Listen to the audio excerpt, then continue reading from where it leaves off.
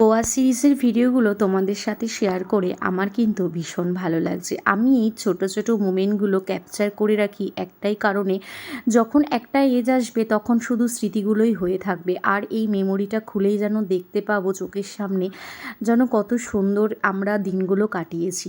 যাই হোক, কথা বলতে বলতে এটা ছিল আমাদের গোয়া সিরিজের সেকেন্ড ডে। সকালবেলা ঘুম থেকে উঠে রেডি হয়ে বেরিয়ে পড়েছিলাম দুধসাগর ওয়াটারফলের উদ্দেশ্যে।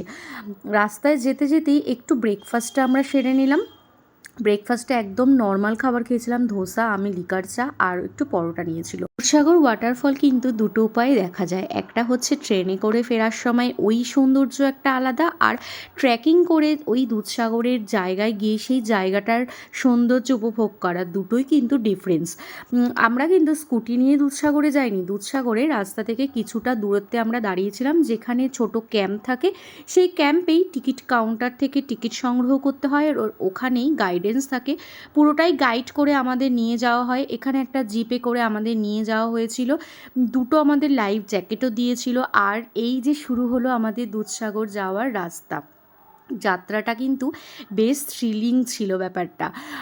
দুটো লাইফ জ্যাকেটই আমি শুভর হাতে দিয়ে দিয়েছিলাম, কারণ এতটাই রাস্তাটা এবড়ো খেবড়ো, চারিদিকে তো পাথর দোয়াই আর চারিদিকে জঙ্গল, ব্যাপারটা কিন্তু বেশ থ্রিল লাগছিল। আমার কিন্তু এরকম ট্রেকিং করে যাওয়ার একদমই অভ্যাস নেই, কিন্তু এই দুধসাগর যাওয়ার যে আমার আবেগটা ছিল, সেই এক্সাইটমেন্টটা আমি ধরে রাখতে পারিনি। আমি বলেছিলাম আমি ট্রেনে তো যাবই না, আমি এরকম ট্রেকিং করেই জায়গাটার সৌন্দর্য উপভোগ করতে চাই।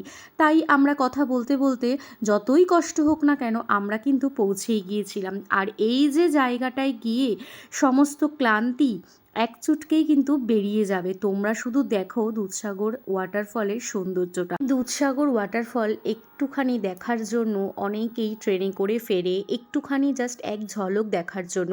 আর আমরা বাড়তি পাওনা হিসেবে ওখানেই তো পৌঁছে গিয়েছিলাম। ওখানে গিয়ে আমি ড্রেস চেঞ্জ করে নিয়েছিলাম, কারণ এত সুন্দর জল দেখে আমি নিজেকে তো সামলাতে পারলামই না, সাথে শুভ।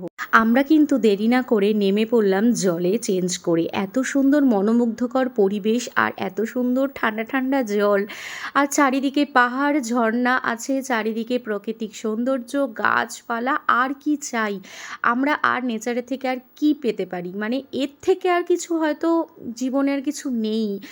আর উপরই পাওনা হিসেবে পেয়ে গেলাম এই দুধসাগরের ওপর থেকেও দেখছিলাম মালগাড়ি যাচ্ছিল।